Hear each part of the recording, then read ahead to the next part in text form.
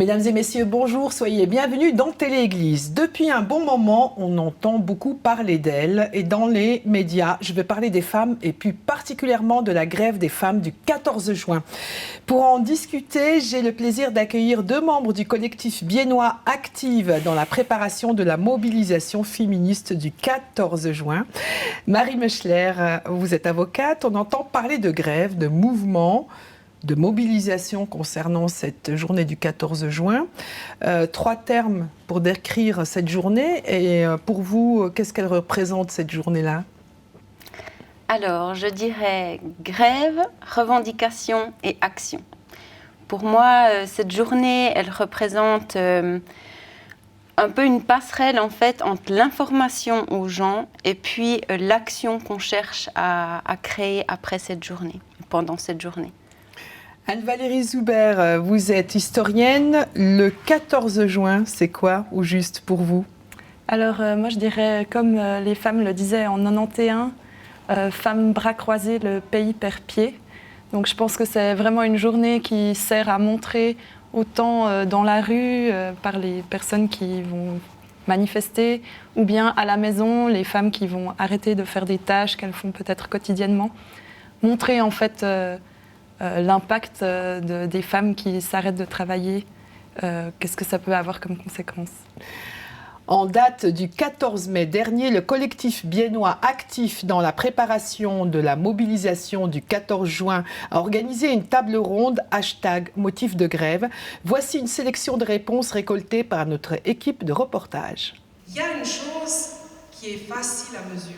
Le salaire, il est facile à mesurer. Je gagne la même chose, Barbara Schlicker qui est là, on gagne la même chose que nos collègues au conseil municipal, nos collègues masculins. Mais ce à quoi on est confronté, c'est plutôt quelque chose qu'on ne peut pas mesurer. C'est quand je suis avec mon mari à l'apéro et que je demande une bière, qu'il demande une eau minérale, et systématiquement, la bière atterrit devant mon mari. Pourquoi ? Pour vous, est-ce que c'est important de participer à cette grève des femmes du 14 juin prochain ? Oui, c'est important parce que finalement, on montre là que ce n'est pas seulement une question d'égalité salariale, c'est aussi quelque chose qui est dans l'esprit, dans la tête des gens. Aujourd'hui, une femme est différente pour la plupart des gens. Elle est plus douce, elle a plus de charme. Elle est souvent élue parce qu'il faut des femmes et non parce qu'elle est compétente. J'ai déjà dans l'agenda le 14 juin réservé, puis je vais participer parce que, pas seulement par solidarité, mais parce que je suis persuadée qu'on a besoin de plus que l'égalité des femmes. Pour moi, c'était toujours clair que je vais de nouveau participer parce que j'ai déjà participé en 91. C'était vraiment la grande fête, mais il faut aussi constater qu'entre-temps, il y a encore beaucoup de choses qui ne sont pas encore réglées. Il n'y a pas encore cette égalité entre les sexes et c'est pour ça que c'est clair, je vais à la place centrale dès midi le 14 juin pour justement encore une fois renforcer ces revendications du comité. C'est la répétition, ce qu'on a eu en 91. Je trouve super que ça se répète. Je suis un peu étonnée que ce n'était pas le cas avant déjà, parce que ça fait quand même presque 30 ans. Cette grève des femmes du 14 juin, elle nous rappelle que les femmes ne veulent pas la moitié du gâteau, mais elles veulent participer à l'entier de l'aménagement de la société. Il y a une liste impressionnante de revendications qu'on pourrait encore élargir. Ce ne sont pas toutes les miennes, c'est important qu'on soit solidaire pour les revendications des autres. Moi, je dirais notamment la présence des femmes dans tous les cercles de la société, économique, politique, culturelle, dans la rue, partout. Il y a des raisons historiques dues notamment à l'entrée en vigueur tardive du droit de vote des femmes en Suisse. Elles ont mis plus de temps à être prises au sérieux et pouvoir influencer la politique. Elles ont donc une histoire décalée.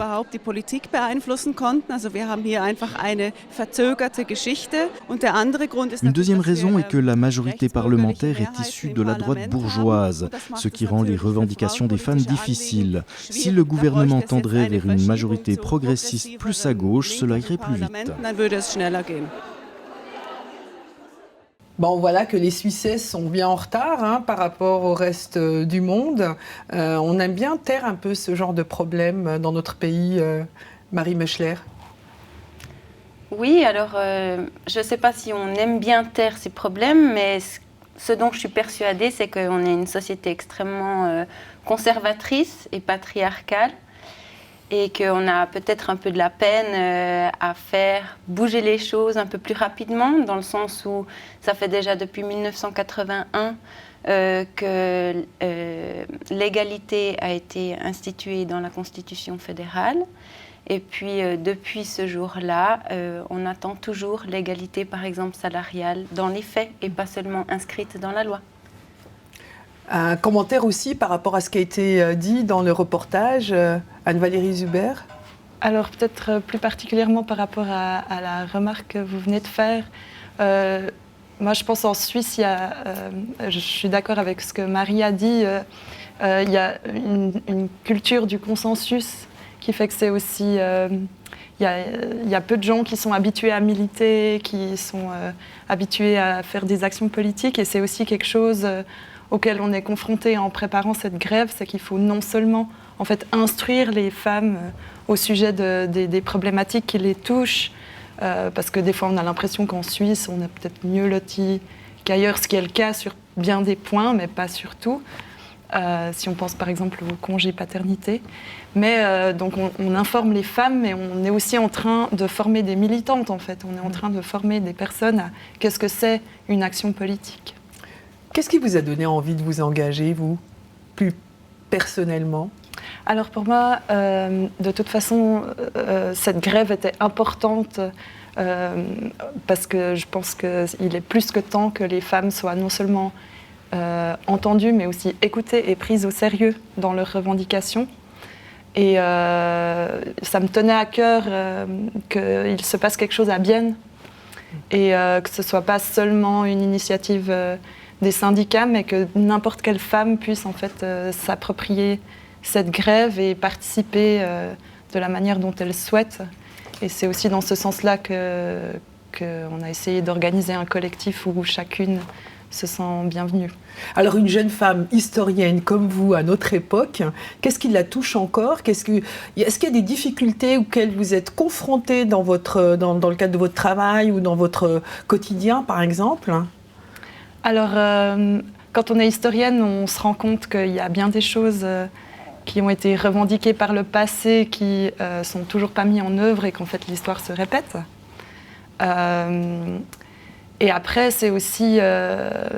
moi, ça me touche, par exemple, de voir que l'histoire des femmes, c'est vu comme une catégorie à part entière, comme quelque chose de particulier, alors qu'en fait, c'est une part de l'histoire de l'humanité, tout simplement. Mais il y a cette tendance à voir ça comme un sujet peut-être moins intéressant ou qui intéresse particulièrement des femmes. Et c'est malheureusement quelque chose qui est encore présent dans le monde académique aujourd'hui. Donc c'est ça qui vous donne cette forme, c'est une forme d'injustice pour vous en fait, hein? Oui, pas seulement pour moi, pour toutes les femmes. Et puis, mais c'est vrai que c'est quelque chose qui a tendance un peu à m'irriter. Et vous, qu'est-ce qui vous irrite? Qu'est-ce qui vous révolte? Qu'est-ce que vous trouvez injuste, Marie Meuchler? Beaucoup de choses, à commencer par cette inégalité salariale, toujours et encore. Mais aussi des choses comme la non prise en charge par l'assurance maladie des avortements ou des fausses couches ou des grossesses extra-utérines avant la 13e semaine de grossesse, ou bien par exemple les violences sexuelles qui sont très souvent banalisées, minimisées. Ça n'existe pas ça en Suisse alors que c'est pas le cas. Et puis effectivement, comme Valérie, je ressens très fortement une injustice en moi qui me fait bouillonner, qui me met en colère très fort. Et puis là, on a un lieu où on peut s'exprimer et où on rencontre des gens qui pensent la même chose que nous. Et puis ce sentiment de solidarité fait vraiment un bien fou. Alors pour en revenir à la grève de 1991, donc il y a 28 ans, qu'est-ce qui a changé entre-temps depuis 1991 et aujourd'hui, Anne-Valérie Zuber? Alors pour commencer, moi j'étais pas née en 91 et je pense que ça peut aussi être vu comme un signe, en fait, que des femmes qui n'étaient pas nées en 91, qui apprennent peut-être en 2019 l'existence d'une grève des femmes en 1991, que ces femmes-là se sentent motivées à s'impliquer et à porter des revendications. Ça montre bien qu'il y a des problématiques qui touchent toutes les femmes. Ça montre qu'il y a des raisons, en fait, pourquoi les femmes font la grève aujourd'hui. Maintenant, en ce qui concerne les changements depuis 1991, il y en a eu plusieurs. Il y a eu notamment la première femme présidente de la Confédération, c'était Ruth Dreyfus. Il y a eu la décriminalisation de l'avortement. Et puis, il y a aussi eu le congé maternité, assez tardivement, en 2005, je crois. 2005. Ouais. Et puis maintenant, quelles sont les revendications? Elles se focalisent sur quoi, les revendications d'aujourd'hui? Il y en a beaucoup, il y en a 19, sauf erreur, dans le manifeste. Et puis il y en a certaines qui sont les mêmes, voire très similaires à celles de 91, notamment par rapport à l'égalité salariale, justement. Donc il y a des choses qui n'ont pas bougé, en fait. Hein. Ah oui. Ou très peu, disons. L'écart s'est diminué, mais ne s'est pas encore complètement absorbé. Et qu'est-ce qu'il y a encore d'autre, dans ce manifeste de 19 objectifs à atteindre? Alors, il y a différentes choses. Il y a les congés parentaux, il y a la volonté de réduire les inégalités aussi au niveau des retraites. Une meilleure flexibilité du temps de travail, la protection des femmes migrantes.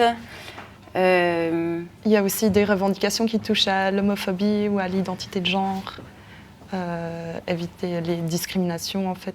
Donc il y a tout un travail de fond qui a été fait pour voir vraiment un petit peu cibler toutes ces inégalités et puis y mettre un objectif à atteindre. Mais comment votre initiative a été accueillie dans votre entourage, par exemple? Ben voilà, je me lance dans une grève des femmes. Vous êtes jeune, vous n'avez pas connu la grève de 1991.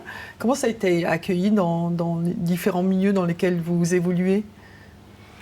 Alors, personnellement, je trouve que c'est assez dur, finalement, parce que souvent, t'es féministe, ça fait rire. J'ai encore pas très bien compris pourquoi ça faisait rire, parce que finalement, être féministe, c'est juste demander que d'être responsable de soi-même et que personne ne décide pour soi, donc c'est pas une insulte à mon sens. Et puis je trouve que justement ça fait un peu rire les gens. Je sais pas ce que t'en penses toi. Alors moi j'ai pas tout à fait la même expérience que toi, je pense aussi parce que je pense que mes amis me connaissent comme une féministe notoire.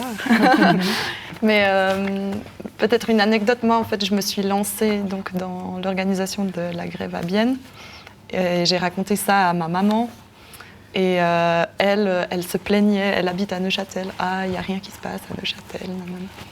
Et en fait je lui ai donné une adresse mail et une semaine plus tard elle était impliquée dans 15 groupes de travail, hyper motivée, elle essayait de mobiliser tout son quartier pour que le 14, il fasse des choses et tout. Donc je pense que j'ai aussi de qui tenir et du coup ça n'étonne pas grand monde que je me lance là-dedans. Bon après bien sûr, moi j'ai peut-être été aussi pessimiste, c'est évident que j'ai aussi bon nombre de copines qui étaient très intéressées à la question et puis qui se réjouissent de faire partie du mouvement le 14 juin. Alors parmi les critiques qu'on entend, elles brassent un peu large, 19 revendications, c'est un peu beaucoup. Est-ce que peut-être une ou deux revendications n'auraient pas été plus suffisantes? Comment réagissez-vous par rapport à cette critique-là? Alors, je pense que déjà c'est des revendications qui sont imbriquées souvent. Si on pense par exemple à toutes les revendications qui touchent à la vie de famille, à la répartition des tâches ménagères, en fait ce serait réducteur de simplement revendiquer une seule chose.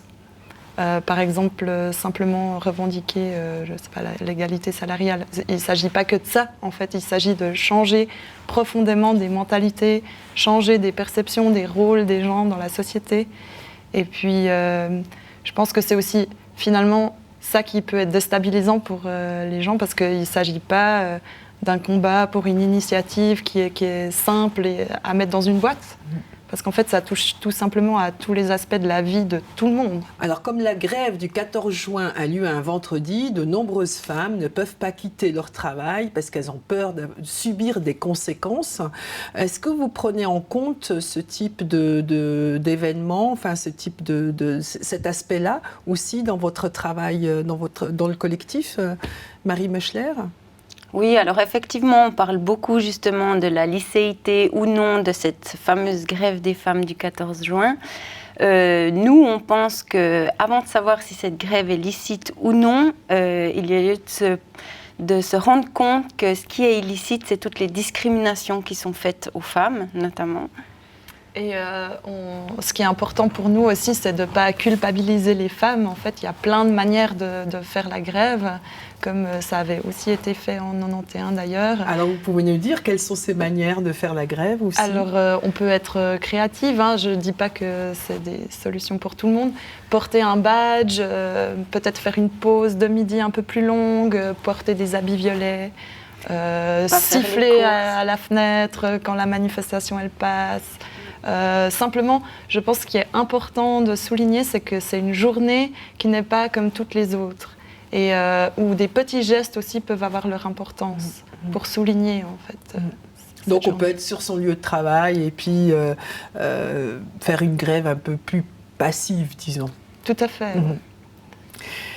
Et qu'en est-il des hommes ? Marie Meuchler. Qu'en est-il des hommes ? Eh bien, nous, on souhaite des hommes solidaires parce que, en tout cas pour ma part, je pense vraiment que c'est un problème finalement de société parce que l'argent qui manque aux femmes, généralement, c'est l'argent qui manque aux ménages. Et puis, le congé paternité ou parental, ça concerne tout autant l'homme que la femme. Et par conséquent, ils sont invités à nous soutenir durant cette journée. Et il y a aussi là, de nouveau plein de manières en fait, de soutenir la grève quand on est un homme. Nous, on a une liste de choses très concrètes. Par exemple, servir les repas sur la place centrale, aider au montage, au démontage, toutes ces choses-là. Il y a aussi un service une garderie qui est organisée par un groupe d'hommes solidaires. Donc ça, c'est des choses concrètes, mais ça peut aussi être des choses qui sont faites en amont. Par exemple... aider les femmes, simplement les femmes qui organisent la grève, leur apporter aussi du soutien logistique au quotidien.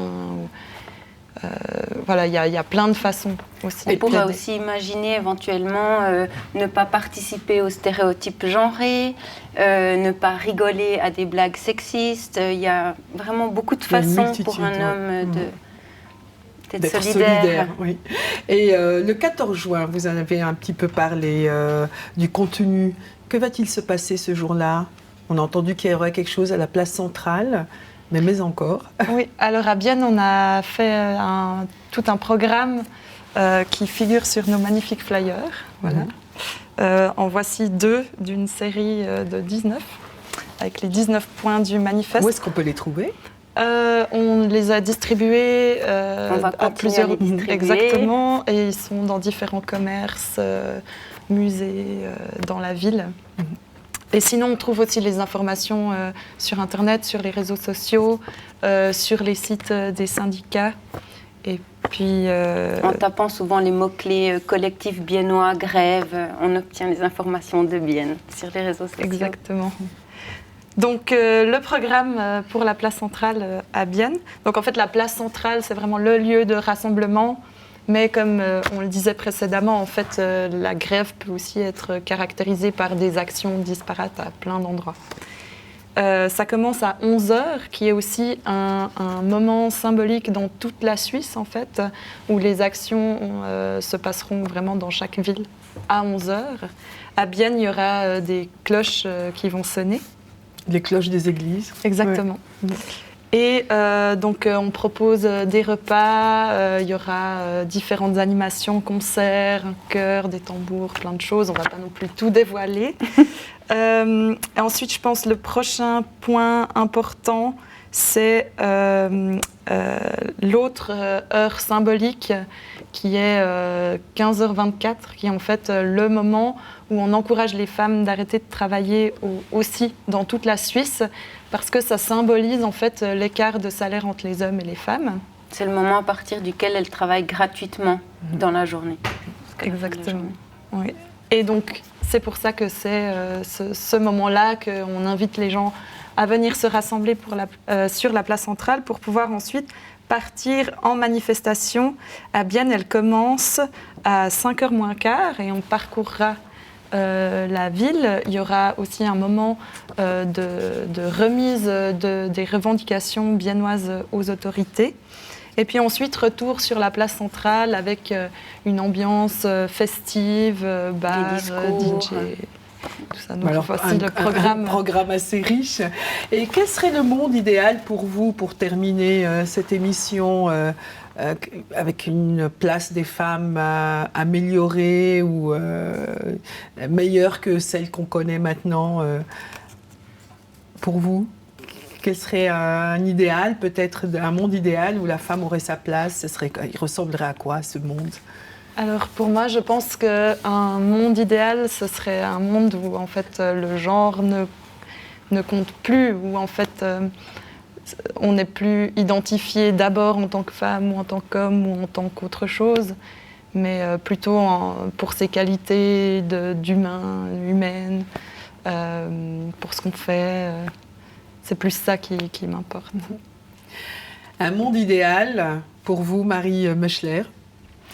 Oui, un monde idéal, ce serait où les droits fondamentaux de la femme seraient autant respectés que celui des hommes, que la charge mentale ne soit plus exclusivement attribuée à la femme, que moins de responsabilités pèsent tout simplement sur ses épaules et que par conséquent une meilleure répartition des tâches, tout simplement.